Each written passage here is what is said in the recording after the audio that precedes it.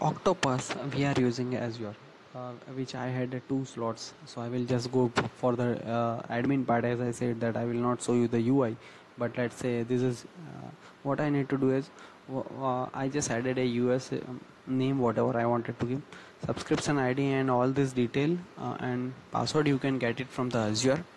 uh, I name it as selected environment. I will show you where. So first of all you need to create one environment over here.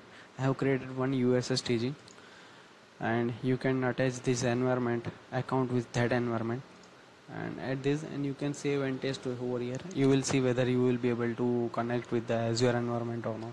So see, and after that I come to the deployment target. What I need to do is inside environment, just go to open it, and over here we can click add environment. So I have added it, and once we add an environment we can add deployment target. So by deployment target I have added like sorry so go like and add deployment target Azure, and I have added Azure web app, and over here I have selected all the things. I will show you. I have added existing one. So for this I just name it better, because name it this way so I can manage it easily. This is the name. This is the US staging environment, US staging. This is the target roles that whatever I wanted to name. This is something the account. This is the URL, that web app, and this is the slot, which slot you want to use. So I using slot. So I have added. So once we add account and the deployment target, I mean you see that I have a US staging environment where I have two deployment target, both are healthy, and this is just a role so I can identify which environment to use. Now go to projects. I created a new project. Inside the project, go to process. Inside process, on behalf of which role, because this environment, if you see, this environment is being attached with this role. So this role, so it will do on this role only. Now environment, which environment? Do whatever. Do which package you want to choose. Admin.api, it will by default take the 1.0 or whatever number they wanted. Deployment flat physical path, I haven't selected anything.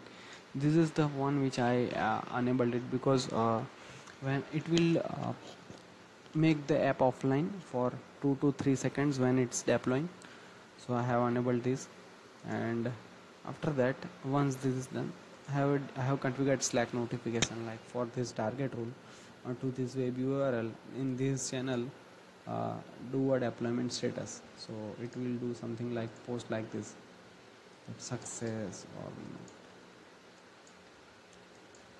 so so now this is pretty much cover from the configuration side from the Octopus. We haven't have to done much if we wanted to use the Azure accounts. So now coming back to this part, as I said that now I'm going to explain you the release part. What I did is point this URL. This is my API key. This is my staging space name.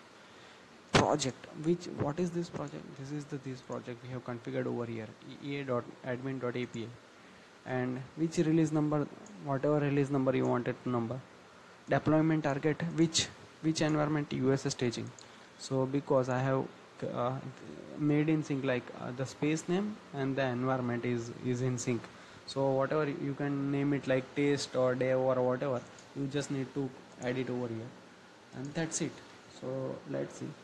There is another thing.